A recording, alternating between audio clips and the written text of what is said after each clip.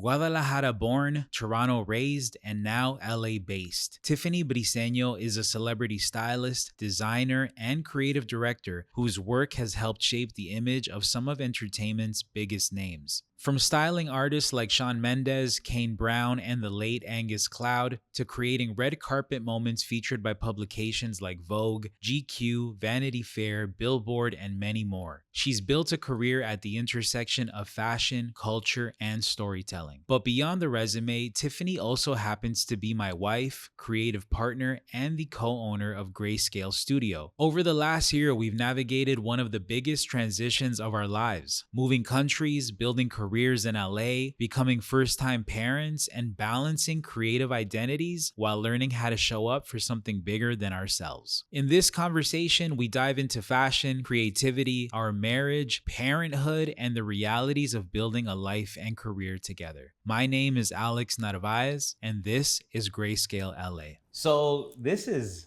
a nice surprise. This is a treat.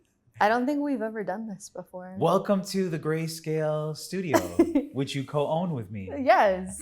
Okay, I have to say this on camera. Go for it. I'm really proud of what you built here. Oh my gosh. Thank you for... No, actually, I've seen the growth. I've been there this whole time, and you really have. The fact that we're even doing this now after all this time is kind of amazing. I have to say, getting Grayscale to this point was a lot of heavy lifting and a lot of learning, as you know, right? Like from taking learnings from Scarborough Made, One Borough, and all the stuff complex, all the stuff I've done to build this, it finally feels like, okay, this is a project I'm going to stick with and run with. It feels good. And for those who are watching, me and you sitting down was supposed to be episode 1, right? But again, for those who are watching, if you've seen episode 1, you know the journey, but we moved countries. We, had a kid. We're navigating, finances and the economics of living in a new country while keeping our careers afloat, while being freelancers. So it's just a lot. So of course, it took almost an entire year to get here. Sounds like us sometimes, though. Yeah, for 100% sounds like us. But this is special. So I wanted to really have a conversation with you that's an open format, really be honest and open. Okay. I think that this is a therapeutic approach for us. Okay. And I think that, like you said earlier, we've never actually done this. I interview people for a living. I've done it for 20 years. And you also work in the same industry as me, with celebrities, dressing celebrities. And you get to be personal with a lot of people in a different way, creatively, as do I, right? So I just feel like you and I not having done this before is weird. It almost feels like an automatic thing to have done. But God's timing is perfect. This is when we're supposed to do it. Our son's 1 year old. He's safe at home right now. He'll be watching this at some point later. Which is such a trip. That's a trip. So... That's a trip. But let's say some really smart things right now. Let's say some Apollo, stuff. we are so smart. We never make any mistakes. We know exactly what we're doing. Which is the opposite about everything we're about to get into right now. It's gonna That's be all the takeaway, though, legit. For sure. Your parents are perfect, and you are too. Yeah. Okay, let's get into it. So let's give people some context, right? You're my guest today, but we're talking really about our relationship, our family.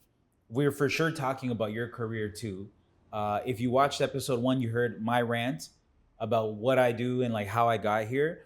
So I want to take part of the conversation to really get into how you got here. We're in LA, you're a celebrity stylist, but obviously you didn't start that way.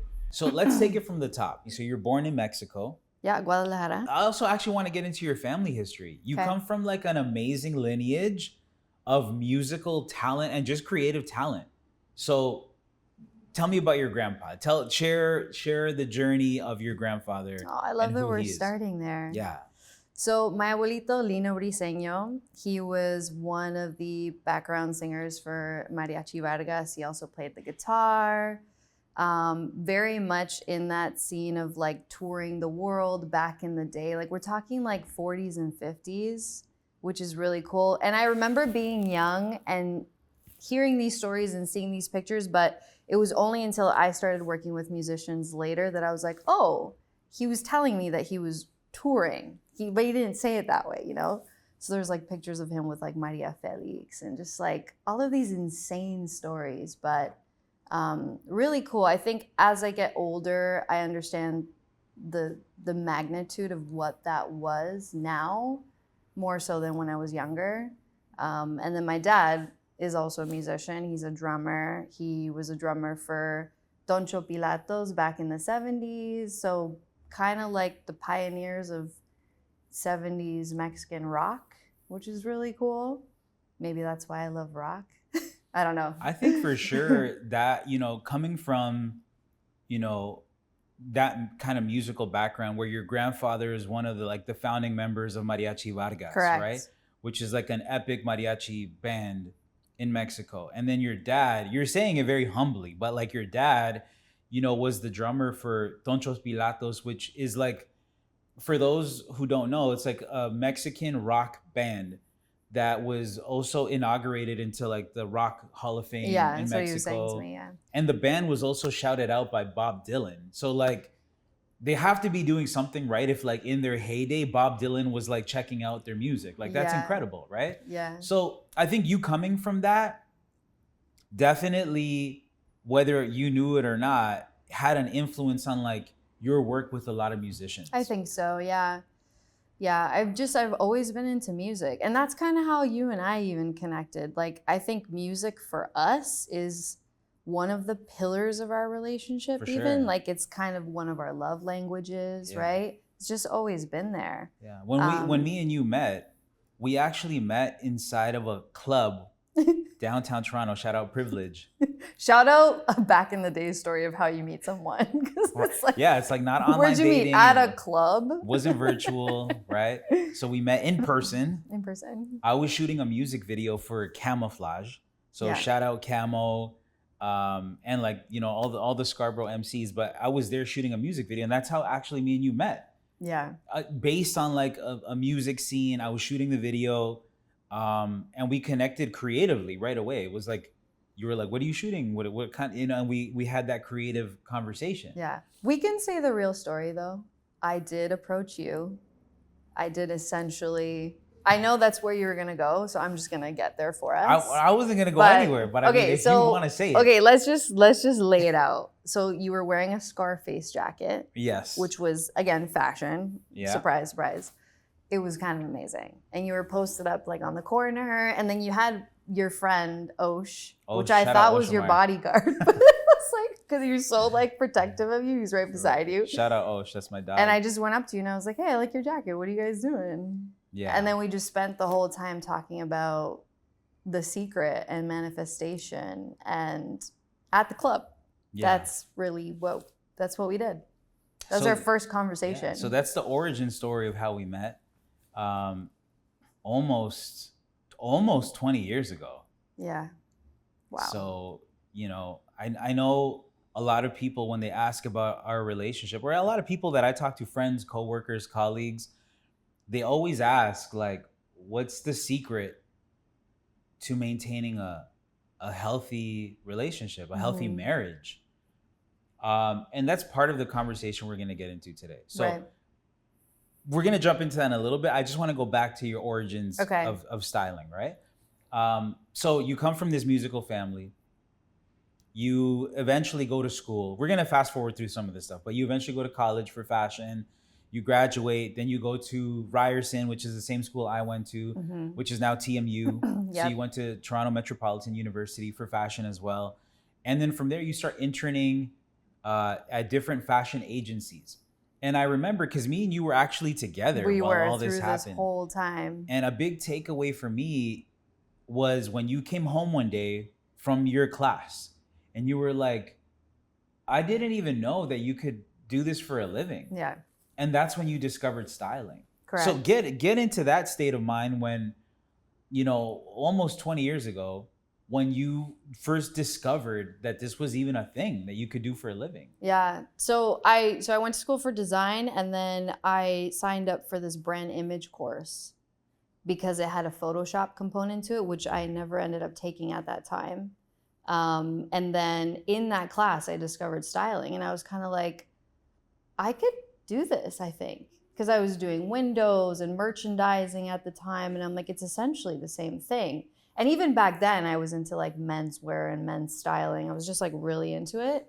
So I got an internship at an agency, and then from there, I just, built my book up, assisted, and did from the ground up. That's basically, what I did. Yeah. And I'll never forget, a lot of people know you for your work with celebrities. You've worked with a lot of cool celebrities from, Shawn Mendes to Kane Brown, Catherine O'Hara, shout out, rest in peace, Catherine O'Hara, Canadian legend. But obviously she was known in the US as well. She had an amazing body of work, right? Home Alone, all those classics, right? And I'm just naming a few, but you've worked with a lot of, like, shout out Angus Cloud, also rest in peace. Yeah. Gone way too soon. Way too soon. Euphoria star, he was incredible. To like Channel Trez, to so many amazing, talented people, right? Actors and musicians and influencers, and just like lots of other cool people that you've worked with. But I think what I remember catapulted the journey was really working with a very young Shawn Mendes. Like, we're talking one of the first music videos, I think it was Stitches. It was Stitches, he was 15. Tell me about, like, because really that was kind of your entry point into working with real musicians and celebrities. Correct. And then from there, it took off. Yeah, right? Yeah. I remember at that time, I was still choreographing dance. Right. So I was like tethering. I always wanted to be a choreographer. I wanted to go to Juilliard, but like that never happened. Single mom, couldn't afford it. So went to school for design, and then just, tried to be a designer. And I was really like into fashion and doing a lot of fashion editorials at that time. And then I got a chance to work with him. It was an LA director, so I was really drawn to that. I was always drawn to working with like American counterparts from New York or LA. My dream was to move to New York, as you know, first. And then actually you loved LA first. I loved LA. For the record. Still love LA, yeah. But yeah, so I ended up working with Shawn when he was 15, and I'll never forget going into his trailer, and his manager was like, we really want him to wear this leather jacket. I'm like, yeah, no problem. Like, and at that time I was teaching a lot of kids, right? So I was around a lot of young teenagers, and it was just natural for me to be around like teenagers, right? I was like, all right, we could talk about this jacket. So I go in there and, and whatever, long story short, he ended up wearing the jacket. And I guess people were impressed by the fact that I could, suggest something and it kind of land. And then the rest is sort of history. I know that at that time you came home. I still remember all of this because I was there for all of it. It's vivid. And you came home and you were like, man, I worked with the coolest kid. And, his team was having a hard time getting him to wear this jacket that they wanted him to wear. And I think that you're so good at your job that I don't think you recognize this as like a skill. But like, in order to make somebody wear something that they're not, you do this to me all the time. This is why I'm saying this from experience. There's a lot of things that I've worn that I personally have been like, I don't know about that. Like when I just see it on a rack, or if I see it, I'm like, I don't know about that. But it takes, I'm not gonna say like convincing or persuasion. It's more like allowing the person to exude their own confidence in clothing that they might not have seen themselves in. That's it. So I think that that's like a superpower that you have. I've seen you do it to me. I've seen you do it to other people. And I can only imagine that in the moment, that's what happened with Shawn, is that, his team was like, why don't you wear this jacket? He's like, nah. And they were like, you're at that point where you should wear a leather jacket to like look a little more mature, a little bit, whatever. And when you came in, you allowed him to see himself in that way. But that's the thing. It's not like, I feel like, man, first of all, I feel so privileged to even say that this is a job. Like, both of us, like, what are we doing with life right now? This is like, it's incredible, We're blessed. It's incredible. But it's always a collaboration, It's like, and I say that because it's about listening and kind of reading the room and reading body language. And maybe that's where my dance background comes in, and just seeing how someone is comfortable or what they gravitate towards, and body types and, having silhouettes that kind of accentuate those body types and maybe pushing it into a different kind of shape that they're not used to. But it's all sort of related, I think. Like now that I look back at it, it's what you were saying earlier, like where you have this buildup of all the things that you've done before and now you're here. It's the same thing. Yeah. I think, me and you have had this conversation about styling, what styling looks like, what working in fashion looks like. And there's this like romanticized idea of like what being a stylist is. Mm-hmm. And because I'm with you all the time and I've been with you for almost 20 years and I've been watching the grind and the hustle, there for sure, like being a stylist and a celebrity stylist has all this cool, like, for sure, romanticized elements of it. Yeah. But what would you say is like the reality of being a stylist, the hard parts that people don't see? Oh my God. I know there's a lot, like even me seeing you wrestle with like rolling racks and stuff, but that's definitely one. Yeah. Being stressed about shipments. What would you say is maybe the biggest misconception? There's so many different people involved in one decision. Basically, it's 80% you being a producer and 20% a creative. And I think that for all the young people getting into it, that's the romantic element of it. But you need to do all of this work, all of these conversations and emailing and brand relationships and people relationships and reading dynamics between other people and knowing the hierarchy in a room and, all of the things. And then you get to the creative. And then if you're lucky, you'll be able to voice the creative without anyone kind of dampering that creative, which a lot of the times that happens. So you really just need to honestly like check your ego a lot of the times and just realize that you're not the one that's wearing it at the end of the day. It's a real person that needs to deal with all of these other things that are swirling in their mind and all these pressures. Like I have to give a shout out to these celebrities because the stress and the pressure that they feel on a daily basis it's just not human sometimes. So all your job is to make it a little bit easier for that person and make them feel good so that they could do the other thing, the thing that they're supposed to be doing that has nothing to do with clothes, So you're a small part in that puzzle piece, and there's a lot of puzzle pieces. There's a lot of people. It's a different kind of scenario when you're working with an actor than when you're working with a musician, someone that's signed to a label, someone that's not signed to a label, different studios. Like it's a different beast every time. I always say this, it's like your first day of school every time you work with a client because that's what it is, So it's like, it's a different energy, different personalities. I think that is probably the most challenging part of working in this industry as a stylist, because 20% of that is creative. Yeah. And the rest of it has nothing to do with that, has nothing to do with that. Expenses and expense reports and budgets have nothing to do with that, Yeah. Logistics. It's like I need to get something from China to here by Tuesday and they're on a different time zone. And it's like, oh my God, what carrier? And like, it's finding a tailor in Paris at this time while having another job in Nashville at this time. And that's the job. That is the real job without the clothes, What's crazy is I've witnessed all of it, right? And I would say I myself didn't really know how much producing went into your job until I firsthand saw all the things you had to do. So I am actually a producer by trade. I wear many hats, but producing is something that I do. I've done it professionally for different networks and whatever. It's part of my job. Senior producing is something I know how to do well. And like you said, well is an understatement, though. I mean, you're like I'm seasoned. I've been doing it.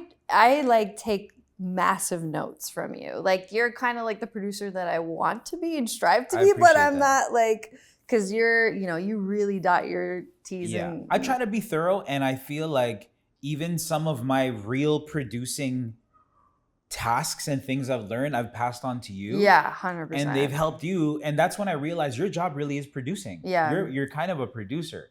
So when people see the final images, the Getty images or the red carpet images of the celebrity in the outfit that looks super fire and you post it and it looks amazing, that's like just the final result of the, days or weeks of planning that went into that to make that look happen.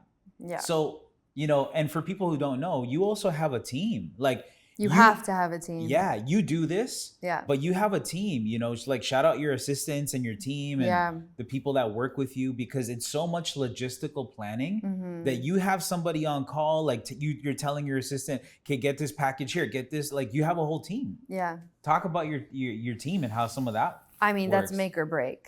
You have to have a strong team. It's almost like you need to have other producers and other coordinators. You have to have good people around you, otherwise it doesn't work.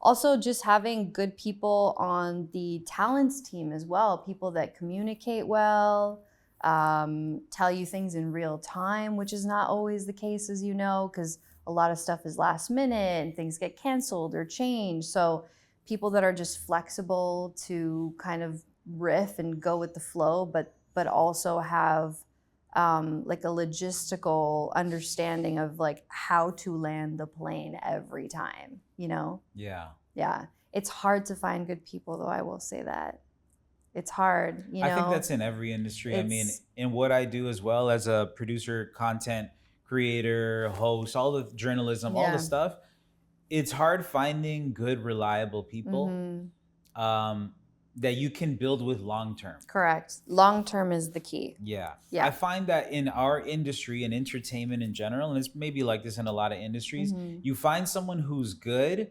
but they're only there in that role for a limited amount of time. Whether you're working with big corporations, that person might quit, get fired, get laid off, and then they're not there anymore.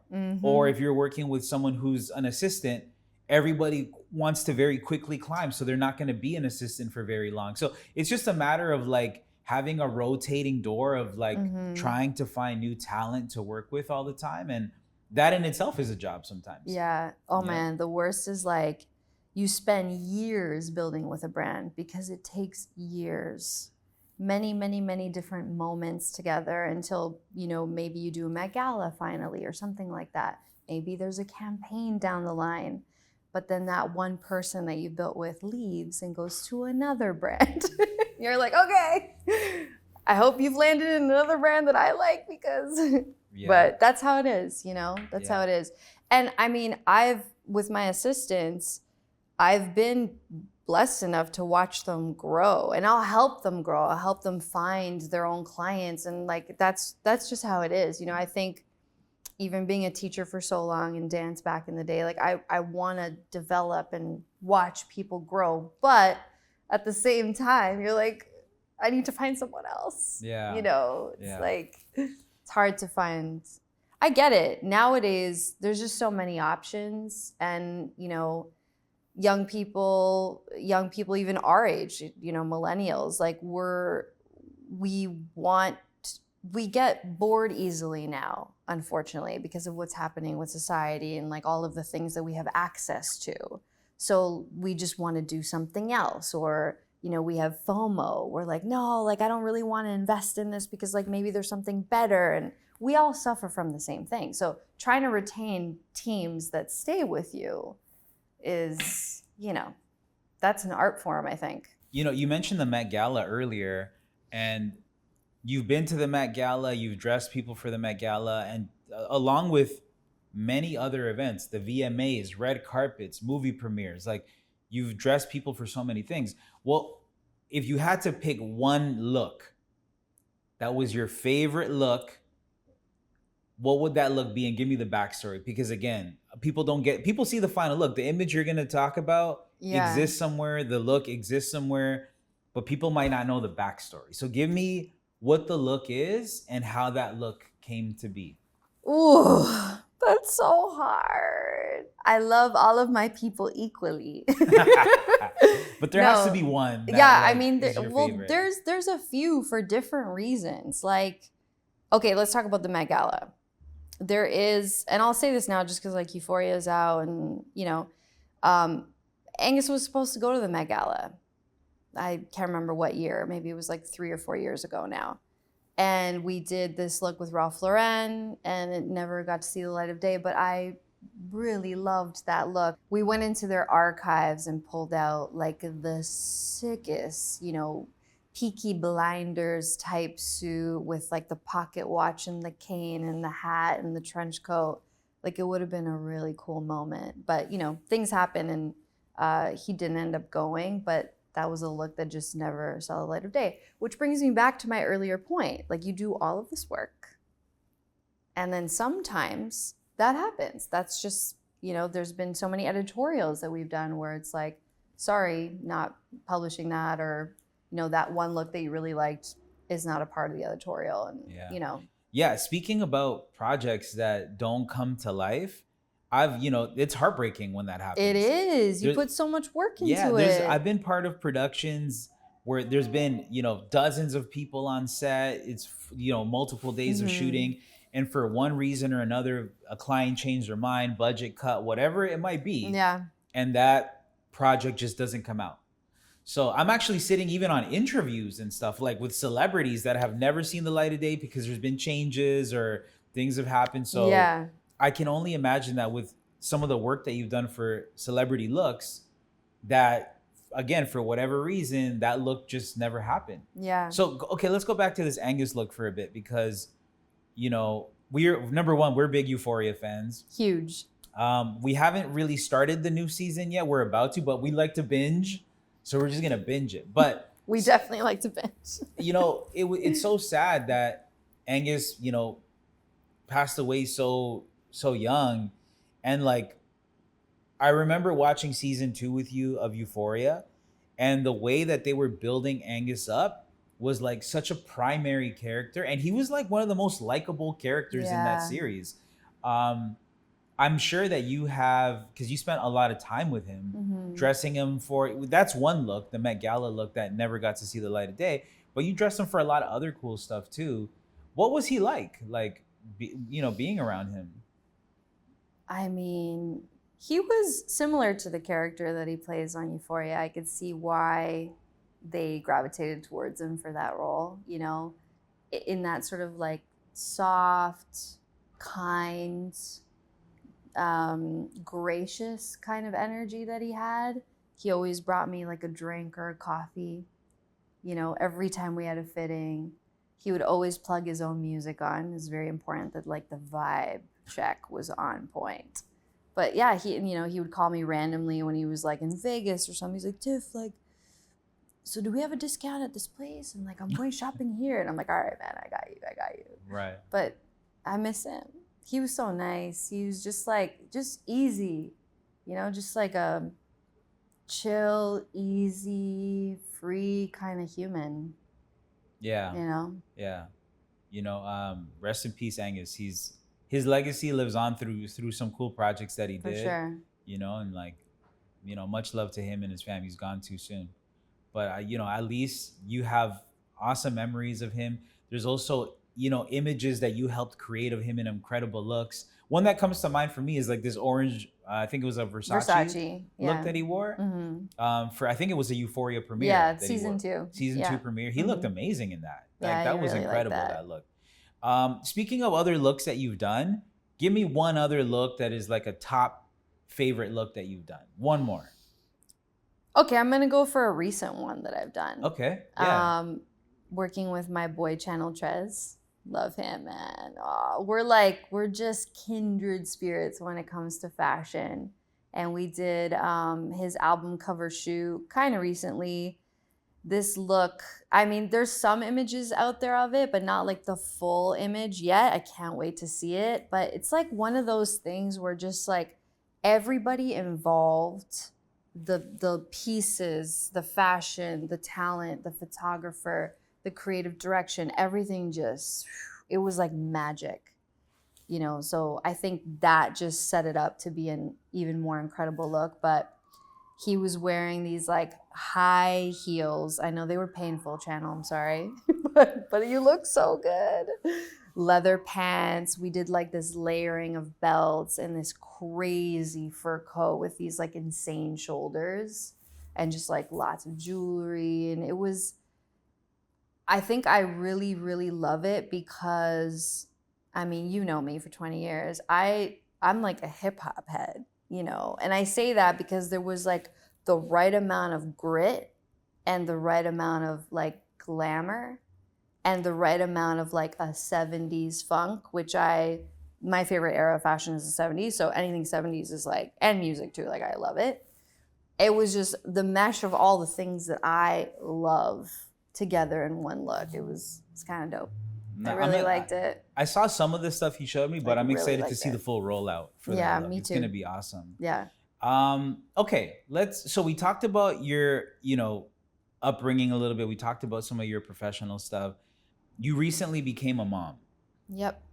So we've balanced our professional life with our personal life and our relationship. And I think we've done a pretty good job of doing that throughout like the last almost 20 years.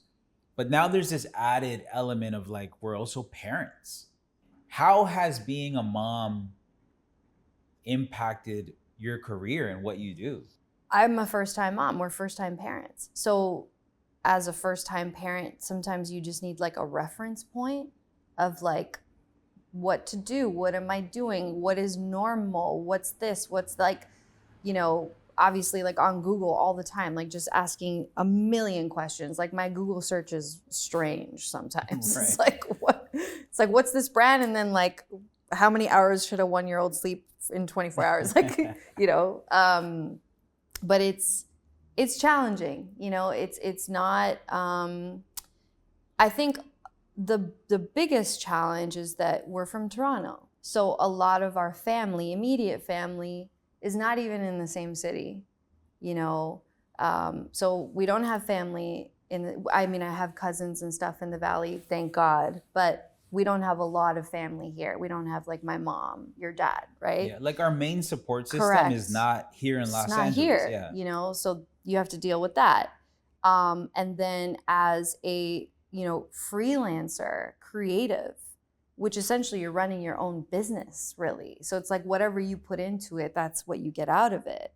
So like that stress of like, oh my God, how many hours have I spent in front of the computer? Like, did I email this person? Like, what did I do today to advance my job, you know, but at the same time raising a kid and dealing with that and like no sleeping. And I think as a mom and as a woman, man, I'm getting a little emotional, but but it's like you're always in this predicament of feeling guilty for, you know, it's like I'm in this in between of I want to be this professional and I, you know, as you know, I'm very career driven. Like I'm almost like work a little too much sometimes, you know? Yeah. So it's like going from that, traveling, working too much and being like obsessed with my job to, okay, now you're a mom.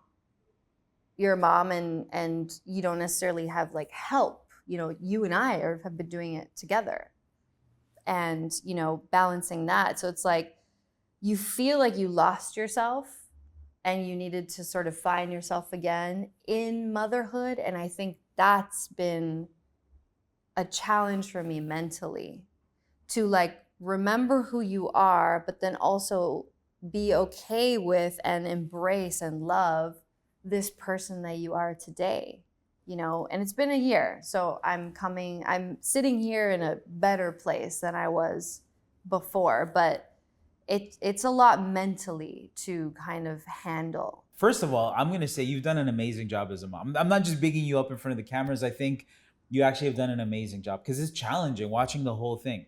Also, talking to different moms and parents, both of us, we've done this. You learn that everyone's approach is different. Very different. You're going to figure it out as you go. Yeah. So in our first year of being parents, okay, let's go. let's high five. We've done a good job. You know, our son is strong and healthy. Yeah. He's intelligent. He's just starting to like walk. So I feel great about it. Don't leave yourself out of this conversation I feel good either, too. I feel like, because like the sleepless nights you're talking about, I've also shared all of that. Mhm. Obviously, you more so. You've done a lot more of the sleepless nights and all of that. But it's been a challenge for both of us mentally as Mhm. professionals. Mhm. And I think you're doing an amazing job. You're doing an amazing Thank you, job thank too. you. I think together we're doing the best we can with what we have around us and the support Yeah. system. But going back to you as a professional, so you obviously had this moment of, I'm not comparing, giving birth to the pandemic, but in the pandemic, the world was kind of forced to shut down. Yeah. And like, you got to figure stuff out. Mhm. And I think that this was similar in that way, where maybe not shut down, but you were forced to slow down Yes. again. So we went through the pandemic and we all kind of had to shut down and slow down a bit, reevaluate. Then we're like running again. And then we got pregnant, and then things force you to slow down again. Correct. Yeah.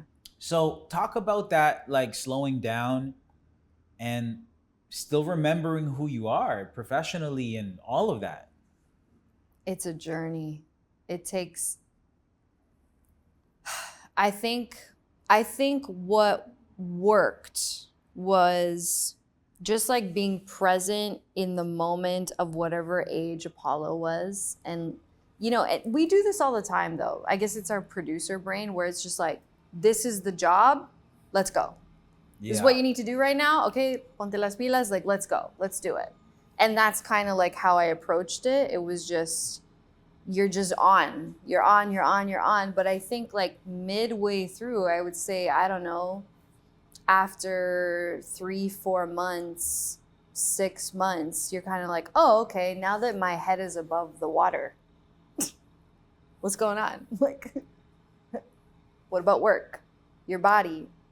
What are you eating? Oh my God, and then eating. Like, I have to eat an insane amount of calories a day because of breastfeeding. And you can't have this and you can't have that because it turns the breast milk into poison.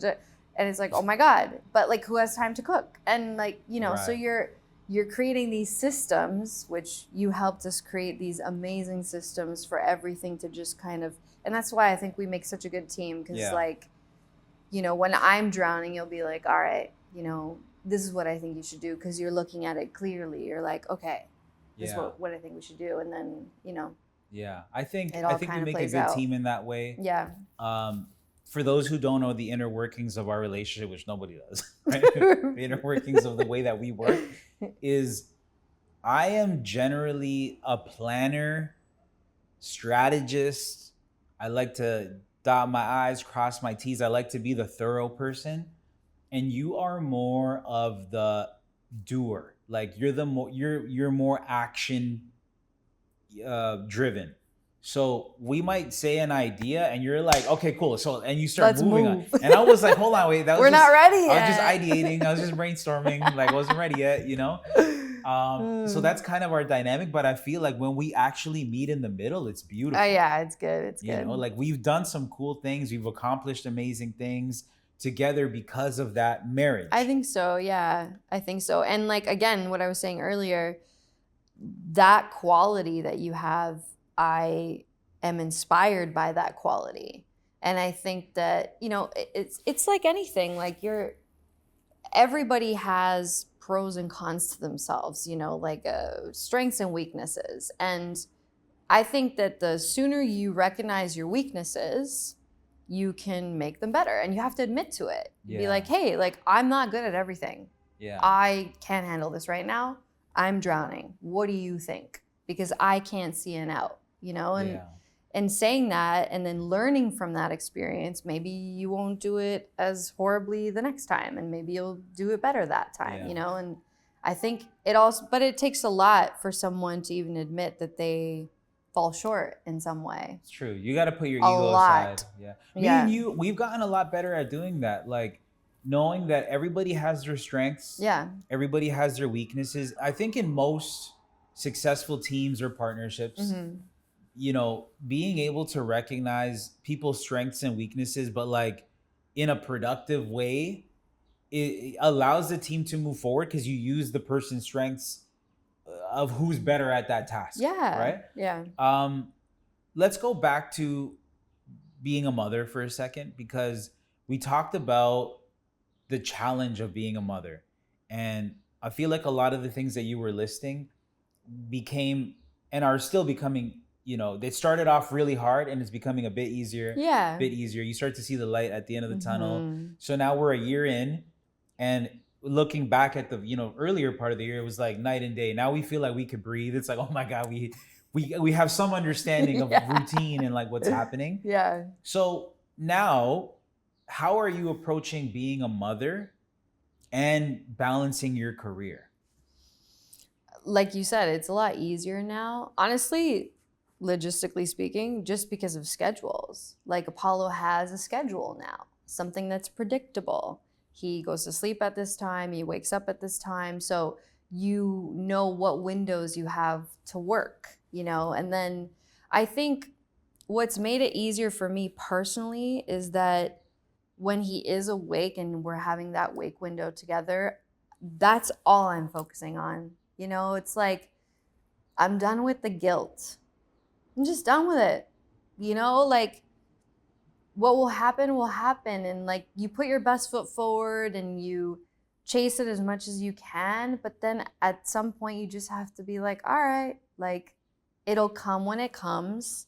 I'm here now. This is what I'm doing right now. Nothing's going to fall apart if I go to the park with him for an hour. Right. It's okay, and if it does, well, then you got to reassess because something's not working. Yeah. It shouldn't be that crazy. Yeah. I also think you've done a really good job of that, like of not feeling guilty. I think you've done a good job of being like, this is the stage that I'm in right now. Mm-hmm. And yes, I've prioritized my career for a very long time, but this is just as special. And honestly, as a co-parent and as someone who's known you for the last 20 years, I've seen you change in like a beautiful way, in a way where it's like it was always about like ambition and more and drive. And that's cool because that literally helped get us here. But like now I'm seeing almost like a softer side of you that loves being a mom just as much as you love being a professional, and you still love being a professional. Yeah. You still are. You also love being a mom. I do. So I think there was like this inner battle happening in you where you're like, how can I maintain my professionalism and this strong ambition and career-driven mentality while loving this other thing so much? But I think you're finding that balance. Yeah. And I think you're doing a good job. Yeah. And I will say, like, to that point, I think that there's something a little bit broken with the society that we're in right now and the pressures that working mothers feel. Like, why do I feel guilty right now? Why do I feel? And I had this whole time to kind of like think like, okay, where's this coming from? Is this coming from me? God, where is this coming from? Or is this coming from this other external influence that is just not real? It's not authentic. It doesn't really mean anything at the end of the day. Like and what did you come to? I want to ignore it. I choose to be like, no, this is not right. We've made so many advancements in so many other fields. But when it comes to working moms and like the pressure that they have to bounce back that quickly, like that's not fair. You're setting me up to fail. I'm not a machine. I will break down, like even the strongest will break down. So It's like we need to have more support for each other in the workplace, friendships, family. Like, I want that narrative to change. I really do. Yeah, I think until you're a parent yourself, you don't realize how much work really goes into being a parent. And it's something that everyone kind of knows. It's like, oh yeah, being a parent is a lot of work. But that is just words until you have to actually do it. Like until you're not sleeping, until you're struggling to make a predictable schedule to go work, it's almost impossible because for the first at least 6, 7, 8 months, the kid is like even if you have him sleeping at the right times and all that, he just requires, or she requires, so much.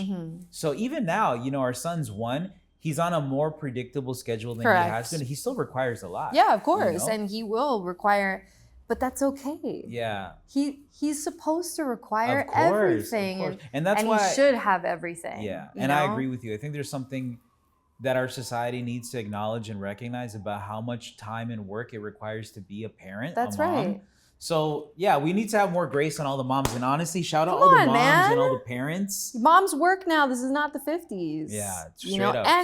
And the other flip side, it's like if the dad wants to stay home and be a dad, he should have that grace as well. 100%. You know, 100%. like I think you and I talk about this all the time with Apollo. It's, you know, we realize, you know, the things that you're teaching him and the energy that he's feeling from you is very different than the energy that he's feeling from me.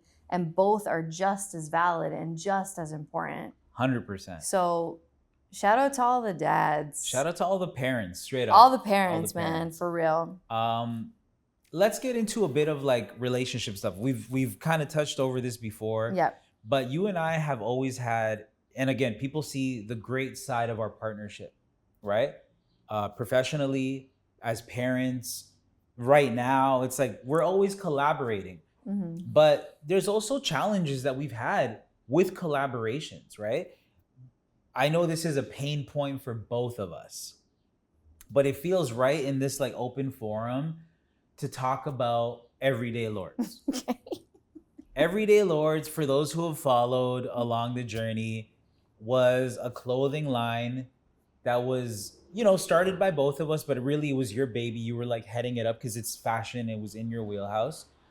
But I'm going to let you take the reins. Tell the world what you want to tell the world about Everyday Lords and what the current plan is for Everyday Lords. And then we'll dissect it.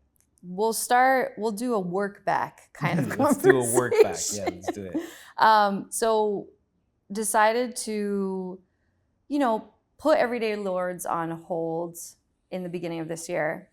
A lot of that was becoming a mom and just juggling too much, you know, and finally being real with myself and being like, it's okay. Like, it's okay to start projects and needing to pivot or change or put them on hold or close them down. It's okay. You know, we may come back to it later. It may be something entirely different. It may be a different name. But I think where it ended up was just so much work, so much money. You know, it costs money to run a brand. You need to buy the products. You need to buy the fabric and the manufacturing, it, you know, all of that. And it was really hard for it to kind of like gain enough momentum to justify how much work was being put into it. And of course, it's like anything.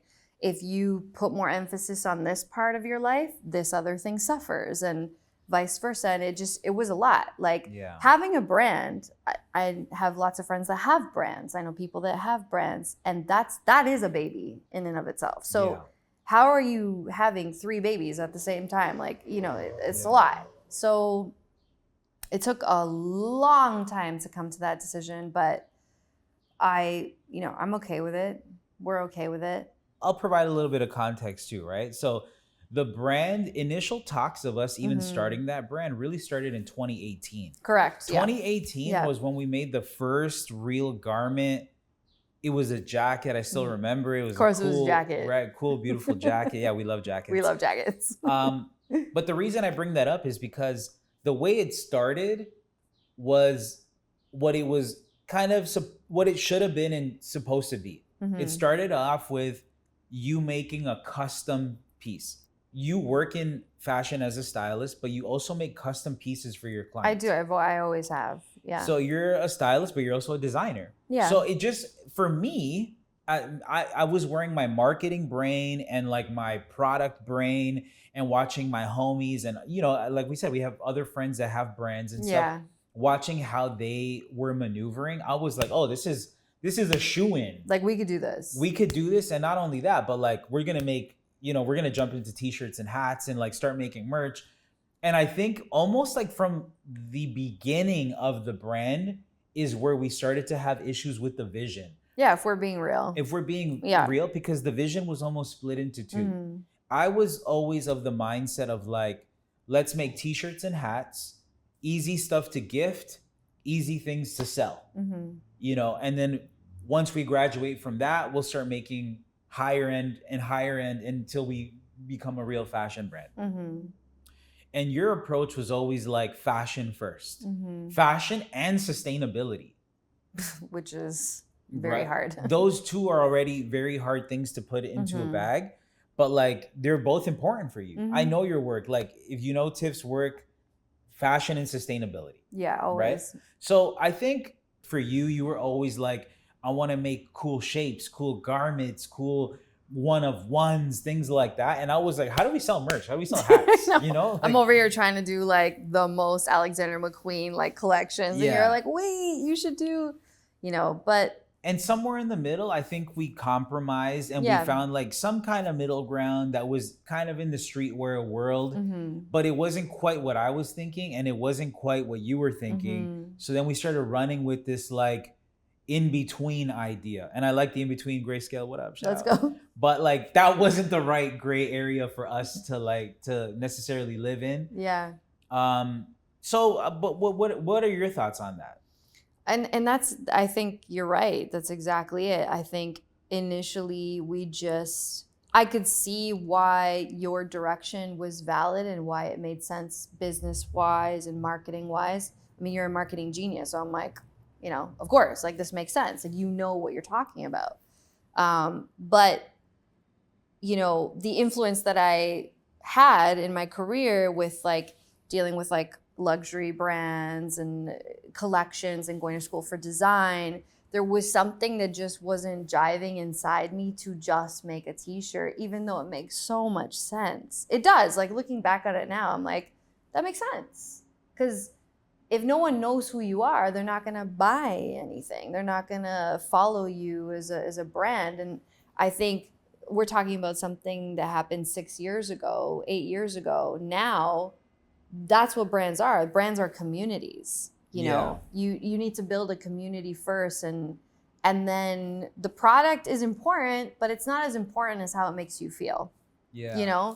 And you start with something small and then you build. And I think that I kind of wanted to, create a collection and all the things that even in school is sort of what they teach you. Like, you build a collection and you do it like 4 times a year. And, and I just was kind of stuck in that sort of brain. And fast forward, once you start something, I just felt like the whole time we were just playing catch up. Like, you already started the wheel. So you're just kind of running. You're like, well, what am I doing? Like, this makes no sense. And then, partnering up with manufacturers that, even though they're like, yeah, our factories are sustainable, but is the fabric sustainable? Is, having to order 50 units of something, for sure, no matter what, is that in and of itself sustainable? Not really, so it's like, it just wasn't sitting well with me. And then the made to order thing was a little bit too expensive. And of course, there's the big thing where you're toggling between Toronto and LA the whole time that you're trying to build a brand. Yeah. And if you look at the success of brands that we know, they're definitely rooted in at least one city or one community. But it's like, well, where's the brand from? Is it Toronto? Is it LA? Like, where's your customer? Who is your customer? And I was in between for the last 5 years now. So it was difficult for me to even find manufacturers. I'm finding them here, but then we're selling it in Toronto and having pop-ups here, but then pop-ups in Toronto. The amount of times that I had to send goods back and forth, the money that you spend doing that, all of it was a little, it didn't have, I think, a foundation that was sustainable for the last 5 years of you really building something strong. And then we started Everyday Lord Studio because I really wanted to do something sustainable. So I would source like vintage fabrics and tapestries and like start doing something like that. And it got really great feedback, and my clients wore it. And that was the other thing too. It's like, I'm a stylist. So doesn't it make sense to make clothes that I can use in the stuff that I do? Yeah. And everybody knows, well, stylists know that like you can't necessarily wear a branded t-shirt for a press junket. So if that's all you're making, like, do you know what I'm saying? And so I was always like, how do we make this work? And in the end, it just wasn't working. But I'm always gonna do custom for my clients, and that's still gonna always be a part of like what I do moving forward. We'll see what's down the road. Yeah, I think you brought up a good point about like when being able to recognize when something's just not working anymore, And I think there's a lot of fear for creatives once you've invested time and effort and money into building something, and calling it quits comes with like this feeling of like, am I a failure? Am I pulling out too early? If I hold on a little bit longer, things might change. Kind of like being in a bad relationship, you know what I mean? An unhealthy relationship. But I think you nailed it. I think you came to a point where you recognize the parts of Everyday Lords that work for you, that serve you, like creating custom. For those who know, you've always created custom and you still create custom. You're always going to create custom. So I think the element of being creative that you liked and that you loved and fulfilled you, you're always going to do that part of it. For sure. 100%. And yes, Everyday Lords is something that we loved and we still love, and it's still there. We might bring it back one day. But in the meantime, I think we're focused on our careers and we're focused on our son, our family, and the design elements and the things that we do creatively, those are already infused to our jobs. Yeah. Grayscale LA, this beautiful setup, this is my job. This is what I do. You designing in this space too, working with your clients, bringing people into this space is what you do. So we get that creative fulfillment, whereas other people that I think start brands or start a creative venture, they start it because maybe they're like tired of being an accountant or having a day job or whatever it might be, right? And for us, we never came from that. So the Everyday Lords was really an extension of what we were already doing. So for anyone who's watching, I would say if you're gonna call it quits on something, there's nothing wrong with that. Pulling the plug on something or putting it on hiatus to like revisit it later. But just make sure if you have that longing and that desire to be creative, that you always have that outlet somewhere. I think that's the main thing, right? Yeah, exactly. So Everyday Lords, as we said, it's a bit of a pain point. It feels almost therapeutic just putting it out there. It really does. Right? Letting the world know what happened with that, right? Because we also never made a formal goodbye or anything. We just kind of pulled the plug and kept it moving. So this feels nice, kind of like letting the world know what's up. And I think it also gives people listening and watching a good insight into like how we work as creatives and specifically you and I as like a duo. I think there's good examples of also what we did wrong in there, what we did right. Let's talk about some times in our collaboration process, like of what we do right. Like if someone's watching and they're in a creative partnership, what's something you think makes a successful creative partnership? A great way to have a good creative partnership is to take turns. Take turns kind of talking, listening, leading, organizing. Like everyone kind of takes turns in creating something together, whether it's like a successful relationship or a project or parenting. Like you got to take turns. I think where people feel kind of unseen is when the person that they're with is a little too selfish and a little too linear in their thinking. Are you pointing at me? No, absolutely not. No. Of course. And, and just like stuck and not open to just casting their ego aside for a second and really just listening and analyzing. Anyways, you and I talk about this all the time, but I'll say it here. I read this book in high school, Celestine Prophecy. Great book. And honestly, it changed the way that I see relationships, because I remember there was this one chapter about an exchange of energy. And anytime that you argue with someone, basically all you're doing is trying to steal their energy. And that's why after an argument, that person or both people feel very empty and drained, So it talks about when you do have to discuss something, to discuss it with your intellect and not your emotion. Right. Harder said than done. I like what you said about taking turns, because I think and this is really important for any real creative partnership, is many times there are or can be overlaps of duties or overlaps of roles. Mm-hmm. And I think your approach in many cases, like similar to mine, we come in almost as like creative directors. I'm a creative director, my creative director brain comes in from like years of producing, directing TV shows and things like that. And then like journalism, like all these things that come in, and yours also comes in from an aesthetic point too. You're a creative director when it comes to fashion and like dressing people and creating like worlds of aesthetics. When we approach a project, we're kind of approaching it from a similar role. From what we know. Yeah. And what we do with other people and what Correct. we do on other teams, right? Yeah. So I think that being able to take turns is really important. Mm-hmm. And I think also, just like any good partnership, there's like sacrifice and like putting ego aside. Yeah. That's required, right? Like we've done a good job of taking turns. Mm-hmm. You more so than me. I think, let's be real. I think I for sure am, because I'm a logistical, planner, strategist. I think that I do take the back seat to help propel some of your dreams. But in return, I think you do the same for me in other ways. I'm definitely trying to do it more now, for sure.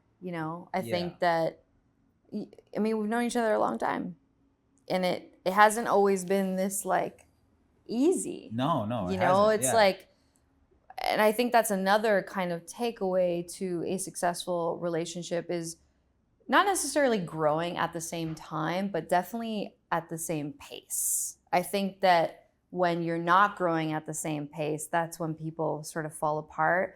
And then also having a realistic expectation of how fast that person is growing, right? Yeah. It's like, well, I'm over here. What are you saying? What are you bringing to the table? And it's like, well, give them a beat. Or why don't you just help them get there? Yeah. Help them help you. Like, don't expect someone to just come in this pretty package. Like, you have to help them grow and find the best version of themselves. Yeah. And that's harder than just being like, it's not enough what you're doing, like out, Yeah. Because we've said this earlier in the conversation, you're a very ambitious go-getter. A lot of the opportunities that we've moved on, becoming homeowners, coming to LA, like all the things that we've done, I've always been more cautious and like very trepidatious to like move on those things. And you're like, let's jump. Like, let's jump into it. And I'm like, I'm like scared for my life. Shout out to all the Aries out there. Right? I'm an Aquarius. I guess I'm a planner. I don't know. But that's why we make a good team. That's why we make a great team. But I'm trying to not be that like that as much anymore. I think being a mom and being older, it's like, you can jump in. And of course, like, the bold ideas win. But not necessarily. Sometimes they do take a little planning, and they do take a little bit more of like, strategy. Going back to this idea of like sometimes having overlapping skills and or having overlapping roles, even within those overlapping roles, people, because we're all individuals, are going to have strengths within those roles. So I think like being able to identify each other's strength so like even if you are in that creative director role or overseeing something that we're doing, I know when you're likely to do something that's gonna like catapult us, because it's like, okay, creative director role, but in a position where she's able to like move quickly. Mm-hmm. And I think for me, it's like, okay, creative director role overseeing a project when it requires a lot of planning and strategy, Mm-hmm. you know? So I think it's like That's really right. understanding each other's, Yeah. you know, strengths. And they're both important, I think. And they're both very you know? important And in that's different why we ways make and a at good different times. team. We're a good team. We're a good team. Let's end on some fun stuff. Okay. We're doing a cultural segment. You're Mexican. I'm Salvadorian. Our son is half and half. So the angle to this, I'm usually asking people this or that, but the angle to this is, which one are we passing down to our son first? This is going to be heated, I think. Like, what are you going to ask? Okay, first, cumbia No, or rancheras? damn. I love cumbias. Okay, what are we passing down to Apollo? Or like what I like? Both, either or. Let's position it in a way where it's like you would fight to get this to Apollo first. Okay, well, I mean, ranchera for sure. Okay, I love cumbia. Apollo loves cumbia too. We have like a cumbia playlist that we play for him and he likes it. However, rancheras, like for many reasons. I mean, his lineage. It's like in our blood. Calm down. Cumbia's in my blood too, though. Like, hold up. I feel like in his younger years, he's like, cumbia. And then like when it counts, like after maybe 7 or 8, he's gonna get deep into some Vicente, man. Whatever, man. I'm just saying. Anyways, okay, we'll let you have that. That's a crazy thing, though. It's like. So you're saying ranchera, I say cumbia. Fine, whatever. My answer is better, anyways. Mexican tamales or Salvi tamales? Let's just be real here. Okay, no, honestly, Salvi tamales. Okay, thank God you have some. But logic. okay, well, I have a follow-up. Fine, I got rancheras. You can get tamales, no problem. Tamales for us, maybe where I was growing up, they weren't necessarily like a meal. It was more like a snack. Like a end of the day snack with atole. Let's just leave it like that. Well, that's why you have it with atole. You just like dip it. But Salvi tamales, I have to say, honestly, bomb. Like really bomb. Okay. Really Thank you bomb. for being honest there. That's why I love you. Okay. Okay, let's end with the most important question here. What is it? Pupusas or tacos? I mean, okay. I love pupusas. As you know, I've loved them for a long time. Ate them way before I met you. I love them. I was like, oh my God, curtido is on the table. What is this? This is amazing. Pickled cabbage? Let's go. Cheese, frijol, 100% I'm down. However, tacos. I mean, why does everyone and their grandmother know what a taco is? It doesn't matter who you're talking about. Someone in Japan, somebody, like, it doesn't matter. Everybody loves a taco. I have never met a human being that doesn't love a taco. Also, what kind of taco? Street taco?